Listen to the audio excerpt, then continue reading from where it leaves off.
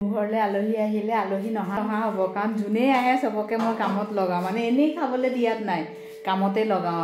আৰু কাক কামত লগাই এয়া দীপাক আটা সানিবলৈ লগাইছোঁ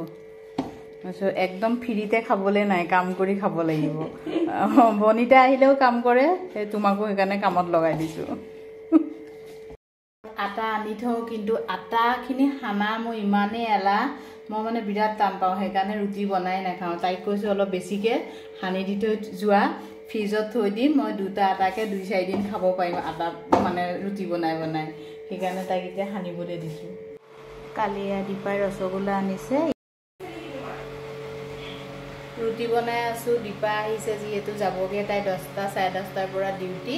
সেইকাৰণে ঝটপট ৰুটি বনাই আছোঁ বেচাৰীক খুৱাই পঠিয়াম আৰু দুটা টিফিনত ভৰাই দিম তাই দুপৰীয়া খাবৰ কাৰণে বনোৱা হৈ গ'ল এতিয়া আমি দুইজনীয়ে মিলি খাই লওঁ এছা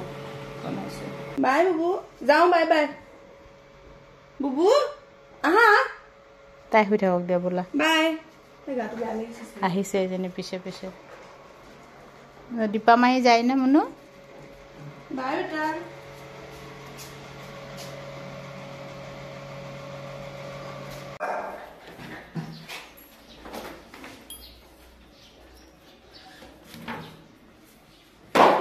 কাপকেইটা নানিলা নেকি এই হেৰিয়াত দেখা নাই এতিয়া আমাৰ বুবু এইফালৰ পৰা চাইছে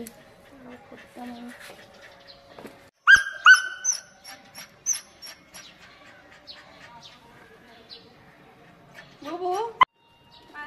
বাই বাই বাই বাই